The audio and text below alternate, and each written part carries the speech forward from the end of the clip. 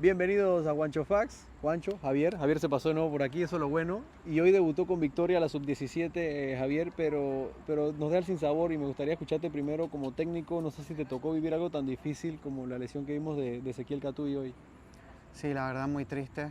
Esperemos que se pueda recuperar. Sabemos que no, ojalá no sea algo de largo término, pero todo parece indicar y además de la manera en la que el chico se va del estadio es algo muy triste y que empaña un poco la victoria del conjunto nacional. Una victoria de 8-0. Yo creo que el sábado hablábamos de un 6-1 y nos poníamos tristes. Hay que ponerse felices por un 8-0. Sea el rival que sea, no es fácil meter 8 goles. Los hace la selección. ¿Qué te gustó de este equipo? ¿Qué te pareció interesante? ¿Y qué te pareció que más allá de la debilidad del rival, lo hace un equipo fuerte?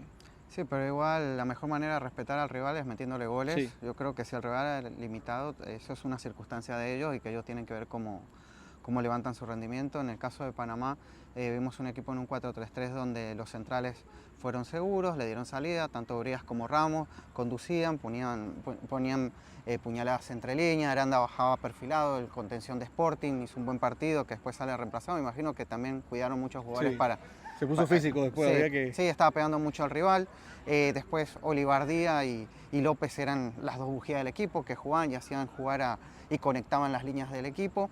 Sí, quizás me pareció que los laterales de Panamá el primer tiempo eran más peligrosos todavía que los extremos. Okay. Y creo que también con el regreso de Miquel Prado, con el jugador de Tauro, tuvieron más Un presencia en 9 ataque. posicional, ¿no? Exacto.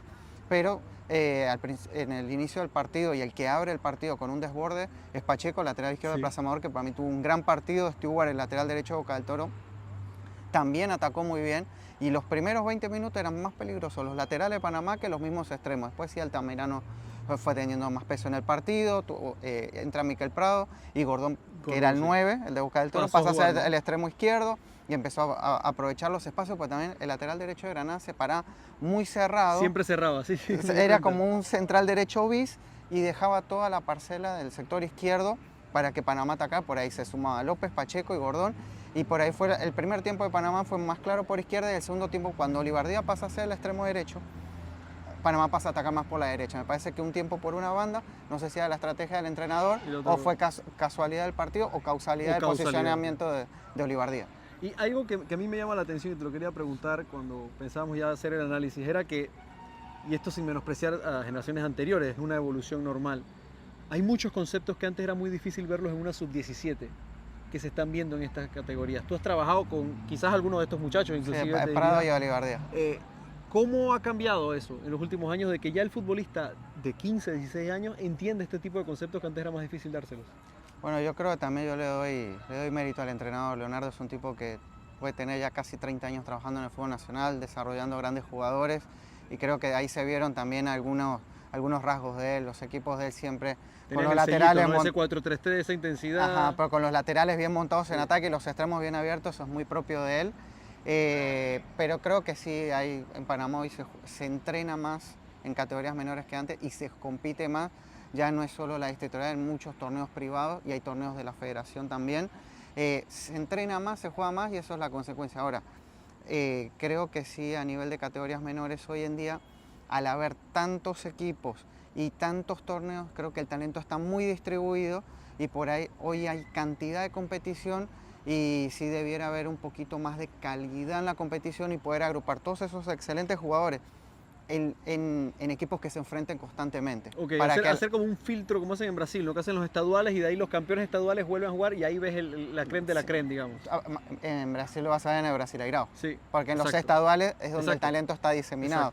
Entonces creo que al regionalizar el fútbol, por ahí antes todo el talento lo tenías centralizado, hoy en día hay una descentralización del talento, porque también ahora hay más opciones. Entonces quizás un jugador que antes en la ciudad no tenía los minutos que quería, hoy en día se va al interior y puede tener los minutos que él quiere. Hay más opciones para el jugador y entonces eso hace que por ahí no vas a ver en un solo partido 14 jugadores de selección. Y a la vez un equipo que hablaba con los muchachos después del partido y por ejemplo hablaba con Ramos, que tú decías, hablabas lo del funcionamiento al principio y él decía, yo era un defensa que agarraba la pelota y pataba para arriba. Yo era un defensa que tenía otro estilo de juego y ahora he recuperado. La cámara se está moviendo porque tengo que cargar más. Cámbiate de lado para poder cambiar de brazo. Y ahí que la gente sepa que esto es natural. Ahora estamos... Dale. y él decía, he cambiado mi estilo de juego y nos ha funcionado mucho los entrenamientos. La cantidad y la calidad del entrenamiento hace que esto cambie y la gente tiene que estar muy consciente de eso, ¿no?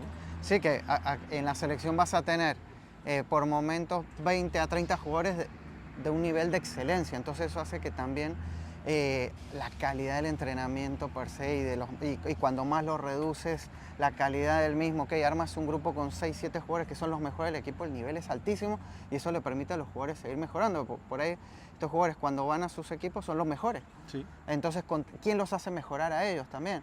Pero en el caso de Ramos, yo recuerdo verlo en su 9, en su 11 en Alianza, él era centrocampista, con muy buena pegada, con mucha calidad. En sus desplazamientos, es un jugador muy técnico. Después creo que pasa por una escuela de Nación y de ahí pasa al Plaza Amador y lo convierten en central.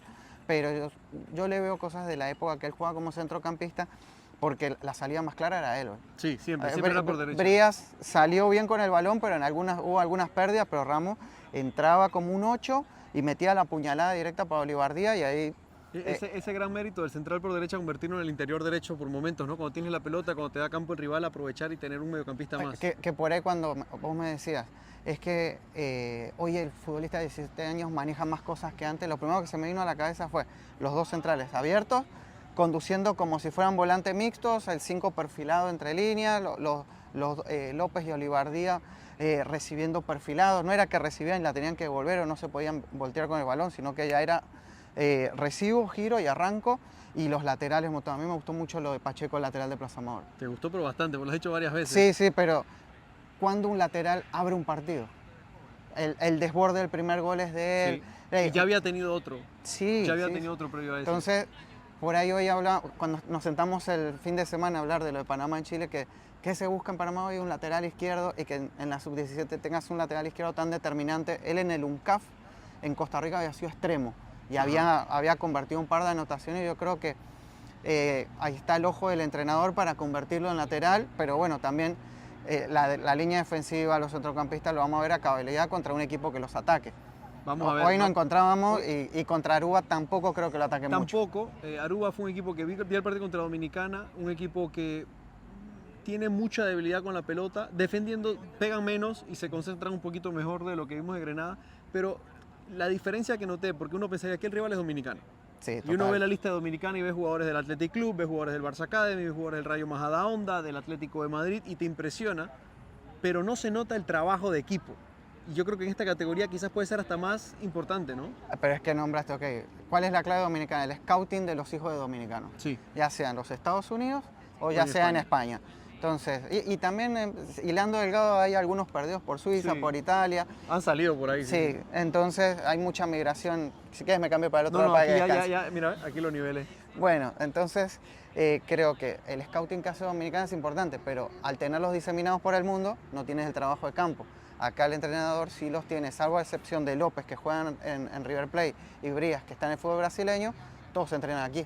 Los tienen ya sea en Cascarita Tapia, ya sea en el Yapi, ya sea en COD, pero los tienen a todos reunidos. Entonces quizá la clave pueda pasar de Panamá de lo que han podido trabajar como equipo, porque desde el UNCAF, donde Dominicana le gana a Panamá, ¿cuánto Dominicana han podido entrenar juntos? Muy y poco. ¿Cuánto Panamá ha podido trabajar juntos? Si va a ser una final, también esto lo va a definir el que más goles le meta a Aruba y el que más goles le Y por ahí está una de las claves, ¿no? Porque Panamá, habiendo metido 8, obligas a Dominicana ahora a meter mínimo 8 y ya Panamá va a jugar sabiendo ese resultado contra Aruba. Un resultado que te favorece porque ¿cómo trabajas que un chico de 17 años, porque si ya a un adulto le cuesta, metiste 8 y cómo le mentalizas decir, no, es que mete 8 más? O que les diga, porque para todos ellos era un debut. Yo cuando estaba en la gradería lo que veía es los familiares exultantes, Sí. felices pues son sus hijos, son sus vecinos, son sus amigos. Y están jugando con la camiseta de la selección. Con Con la camiseta de la selección de Roma, ¿cómo haces para decirle que jugaste contra un rival que posiblemente tenga menos nivel que lo que enfrentan aquí en la liga? Sí.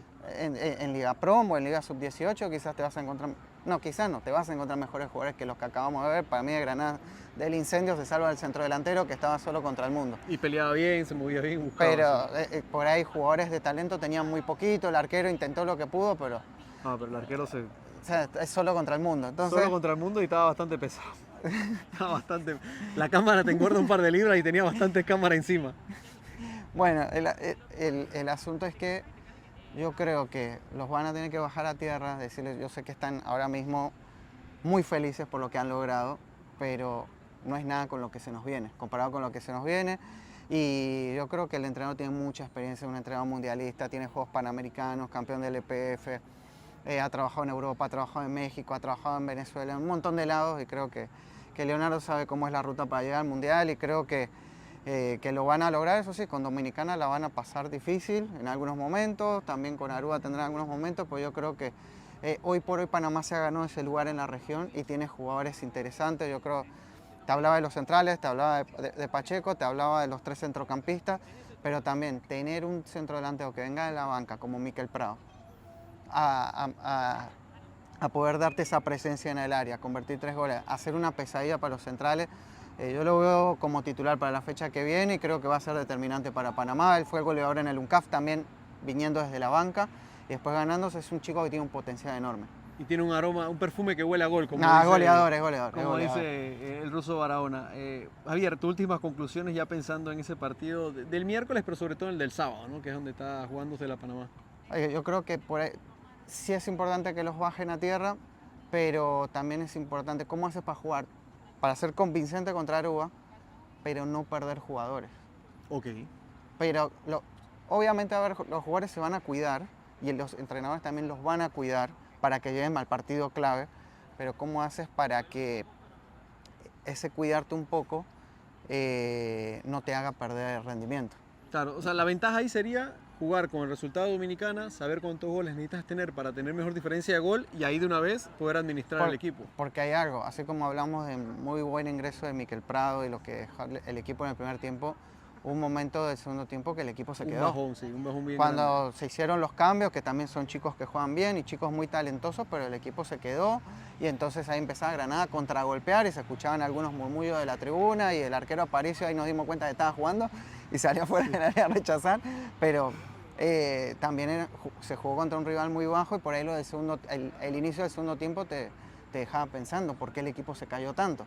Pero creo que también el segundo tiempo sirvió para que Altamirano, que había tenido, que es un jugador muy importante, el extremo o punta de Kai, que en el primer tiempo por ahí no se vio como él lo puede hacer, en el segundo tiempo para mí destacó muchísimo. Sí, bastante más. Ahí está, Javier Einstein con su análisis conmigo aquí en Juancho Fax. Estamos disfrutando de este premundial sub-17 y a ver lo que nos sigue dejando esta semana. Ojalá sea y terminemos el sábado aquí hablando de una nueva clasificación. No, y que la gente se acerque, que se Yo acerque creo, al estadio. mira, yo te digo algo, y ya con esto cierro. Yo creo que el miércoles se dobla el público.